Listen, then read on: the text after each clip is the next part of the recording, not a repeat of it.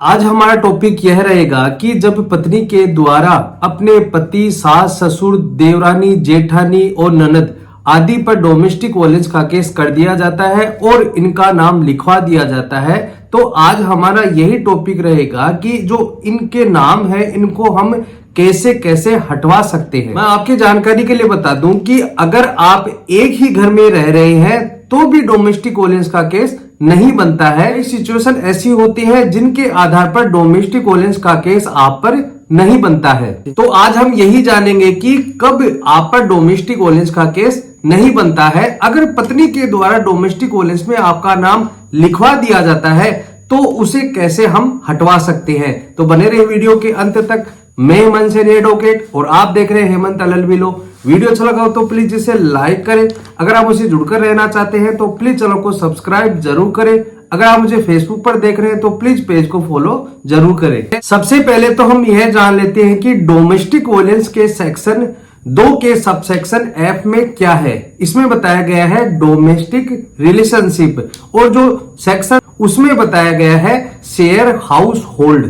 जब आप एक ही घर में रहते हैं, एक ही छत के नीचे रहते हैं, आपकी छत अलग अलग है, आपके फ्लोर भी अलग अलग है और आपके रूम भी अलग अलग है, लेकिन आपकी रसोई एक ही है, आप एक ही रसोई में खाना बनाते हैं, तो उसमें डोमेस्टिक वायलेंस बनता है। लेकिन डोमेस्टिक वायलेंस के सेक्शन 2 में यह बताया गया है कि अगर आप एक ही घर में रहते हैं और एक ही छत में रहते हैं तो डोमेस्टिक वायलेंस बनता है। लेकिन कई जजमेंट ऐसे हैं जिनके आधार पर डोमेस्टिक वायलेंस के केस को खारिज किया गया था। आपकी जानकारी के लिए बता दूं कि फ्लोर भी एक साथ हो सकते हैं, मकान भी साथ साथ हो सकते हैं। मकान तो पड़ोसियों के टच होकर बने होते हैं, क्या उनको भी डोमेस्टिक वायलेंस में उनका नाम लिखवा दिया जाता है?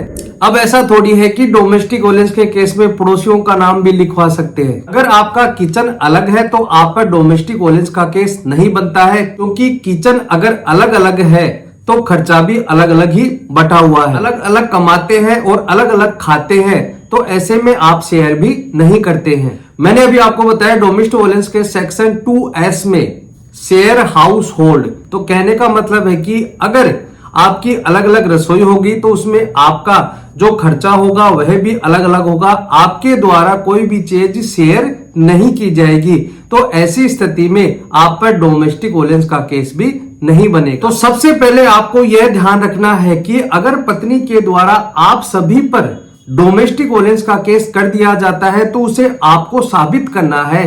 कोर्ट में जाकर आपको यह बताना है कि सर हम तो अलग अलग रहते हैं, हमारा किचन भी अलग अलग है, हमारा फ्लोर भी अलग अलग है और जो मकान है हम उसके थोड़ी दूरी पर ही रहते हैं। आप फोटोग्राफ पेश करके भी आप अपना डोमेस्टिक वायलेंस से अपना नाम हटवा सकते हैं और यह साबित कर सकते हैं कि हम एक ही मकान में रहकर अलग अलग रसोई है और अलग अलग फ्लोर है, हमारा जो खर्चा है वह कोई भी शेयर नहीं होता है। सबसे पहले आपको यह ध्यान रखना है कि जब पत्नी के द्वारा डोमेस्टिक वायलेंस का केस कर दिया जाता है और डोमेस्टिक वायलेंस के केस में आप सभी घर वालों का नाम लिखवा दिया जाता है, तो आप कोर्ट में साबित कर सकते हैं कि सर हम अलग अलग रहते हैं, अलग अलग फ्लोर है, अलग अलग रूम है और अलग अलग रसोई है, तो ऐसी स्थिति में कोई भी चीज शेयर नहीं होती है, तो डोमेस्टिक वायलेंस करना बहुत ही दूर की बात है। इसको खारिज करने या डोमेस्टिक वायलेंस से अपना नाम हटवाने के लिए हमें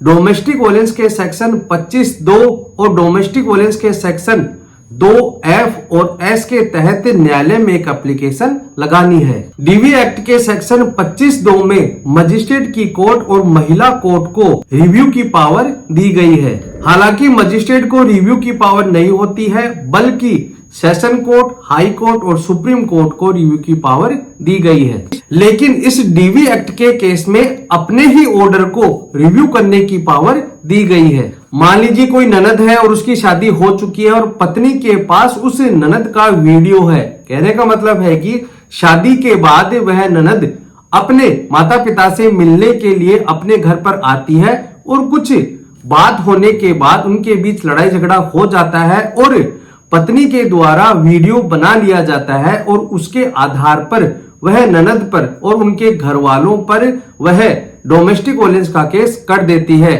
लेकिन तब भी उस पर डोमेस्टिक वायलेंस का केस नहीं बनता है, क्योंकि वह अपनी भाभी के साथ वहां पर नहीं रहती है क्योंकि उसकी शादी हो चुकी है।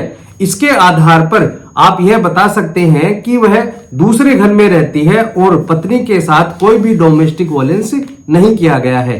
इस आधार पर आप एप्लीकेशन लगाकर आप अपना नाम हटवा सकते हैं। इसी प्रकार देवरानी और जेठानी के द्वारा भी कोर्ट में यह साबित किया जा सकता है कि हमारा फ्लोर अलग है, हमारा किचन अलग है, हमारा रूम भी अलग अलग है, हमारे द्वारा उस महिला के साथ किसी भी प्रकार की क्रूरता नहीं की गई है और जो डोमेस्टिक वायलेंस में हमारा नाम लिखवाया गया है वह गलत रूप से लिखवाया गया है।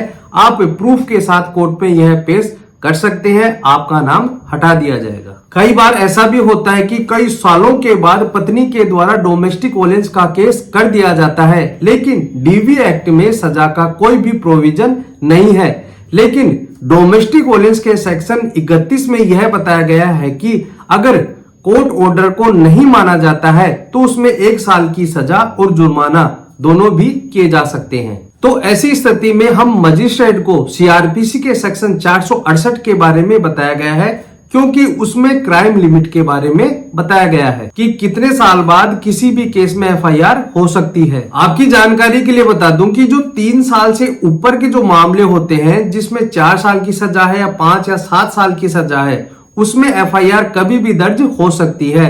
लेकिन 3 साल और उससे नीचे के जो मामलों में सजा का जो प्रावधान दिया गया है उसमें टाइम लिमिट दिया गया है।